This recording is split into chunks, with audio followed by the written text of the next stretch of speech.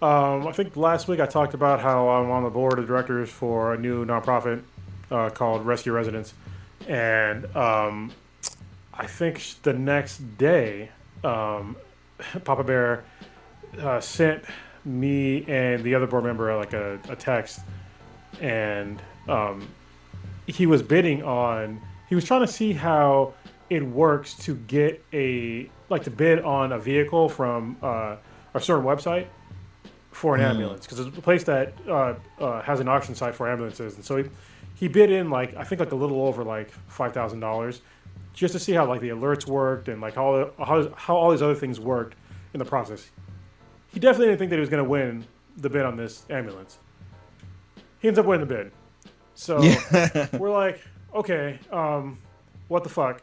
Like, first of all, yeah, okay, we got the bid, so we went into like kind of scramble mode. Like, hey, we need to like raise some money for this, and where is it? It's in Ohio, which is lucky because that's where Matt from Pre-Recorded Live lives, and so does Becky and Joe.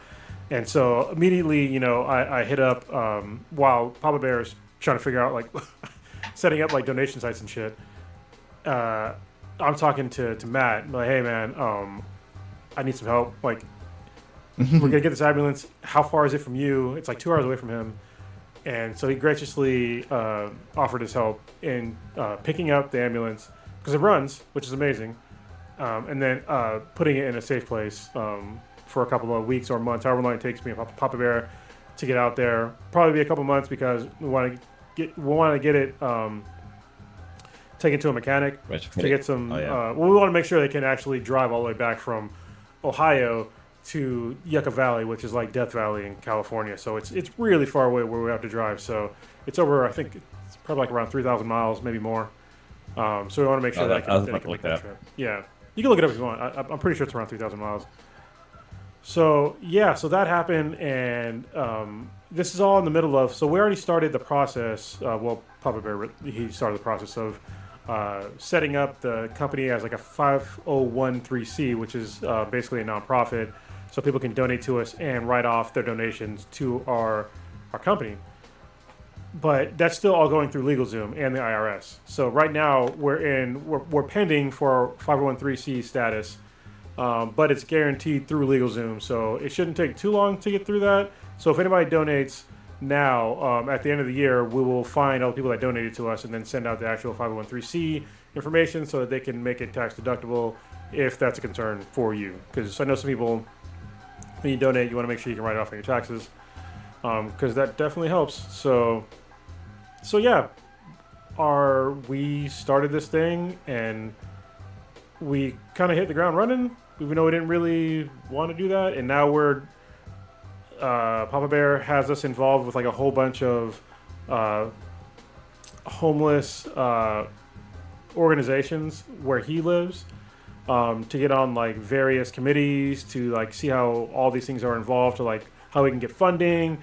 I know we have meetings for a person that has to do with grants early next month. We have a whole bunch of other things that we have to do, and we're setting it all up. And we luckily, over the past week, we've raised pretty much enough money to cover the basic ambulance, but we also need to cover however much it'll cost to possibly repair it, to get a mechanic to look at it, at least get it, a tune-up, stuff like that. So I will put in the description of this podcast the information of Rescue Residents.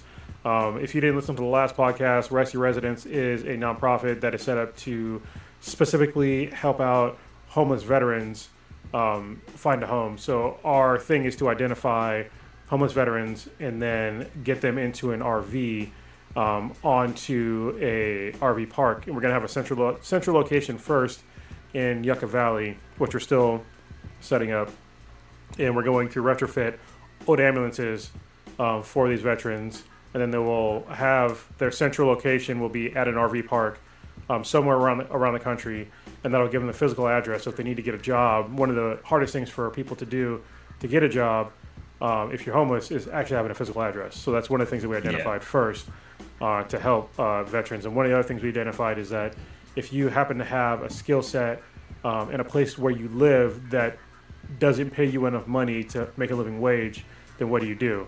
And you don't have any money and you have no way to get somewhere else. Well, the RV will help. So we're going to help them give them an RV, and then if they have a skill set that won't give them a living wage where they live, then we will find a job for them in another region, and then set them up in an RV park in that region. So that way they can use their skill set somewhere else where they can actually thrive. So that's the basic premise of what we're trying to do with Rescue Residents. So I found out this the hard way about if you don't have a physical address, it's actually hard to get a lot of stuff. Yeah. Like a bank account. It was super hard to get a bank account if you do not have a physical address. Getting a job, like, depending on the job, sometimes they'll be like, hey, if you have a P.O. box, we'll use that as your address. Some places won't accept that. Yeah. They're like, you need like a residential address. So like that's actually something I had to struggle with like years ago. But as far as financial institutions, it's different now because now you can use stuff like Venmo, Cash App. They can basically be like a bank account for you because you can just put money on there and then like they'll send you a card and you can use it like a Visa or debit card pretty much. So it's a little easier to kind of manage money once they start getting money in, with the job or whatnot. But hopefully, I mean, and it's kind of easy to get a cell phone now. Like you can either get like a Cricket or whatever, and there's like programs. Yeah, but there's also programs that give out free phones. Yeah. I know there's one near us. They like give phones to the homeless. Like they just donate them and they show them how to like link up. They call it. Some people call it the Obama phone, but it's usually like phones for like the elderly. But I guess if you're homeless, you can get on the same program. So there's a lot of resources out there. But then also with like PO boxes, like a lot of the time, so these post office will be like packed, so it's hard to get a PO box. Like it's it's very hard to get PO box. And I guess they changed their payment system because you used to pay once a month, and I guess they don't do that anymore, or something. They do some weird like tiers or something now. So I don't know. I haven't had a PO box in a while. So either way, I mean, having a physical address at a place will definitely fix that. A lot of stuff. So that was like I think it was like we had like two main issues that we had to like help solve these things, and I think that was number one. So I have high hopes for this nonprofit. We're learning a lot. I'm already doing a bunch of research, and I think Papa Bear has been going 100 miles per hour, doing a whole bunch of stuff, making a whole bunch of phone calls. There's a whole bunch of emails and just communications back and forth with various organizations. And we're trying to identify like where we can fit in with all these various organizations. Because to be honest, I think, me and Papa Bear, we had a podcast. It actually wasn't released because I messed up and my hard drive got full. But we had a really good conversation with somebody that lives in San Francisco about homelessness. And if it's like the Mecca. Yeah, and it's like seems like you drive around anywhere in the Bay Area and you see all of these like homeless people everywhere, and it's just like, and then you look up, like I started looking up like how much budget do they have for the homeless situation, and it's a lot of money, and all these things that they're trying to do, like they're ineffective, like wholly ineffective, because the homeless problem, at least where we are in the Bay Area especially, it's gotten worse over like the past 10 years. It's gotten exponentially worse in the past 10 years. And so these programs are not helping. They're getting more money, but nobody's really helping them. And I think one of the main things that we agreed on is housing first. And it's an initiative to where you have the least amount of hurdles as possible to get somebody homeless in an actual home. And a lot of the places here in the Bay Area and other places, they want to make them go through all these hurdles. Like, are you on drugs? What's your mental state? All these other things. And it's like, can't you just get them a home and then figure all that other shit out? I mean, it'd be way easier. Like, people's mental health would probably be way better in an actual home. So if they have mental health issues, do you think they're going to be worse or better in a home or out on the streets?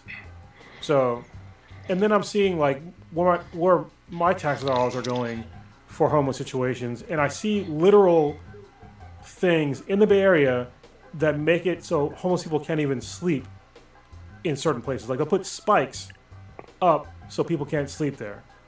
And it's like that's where our tax dollars are going to cause pain on people that need help.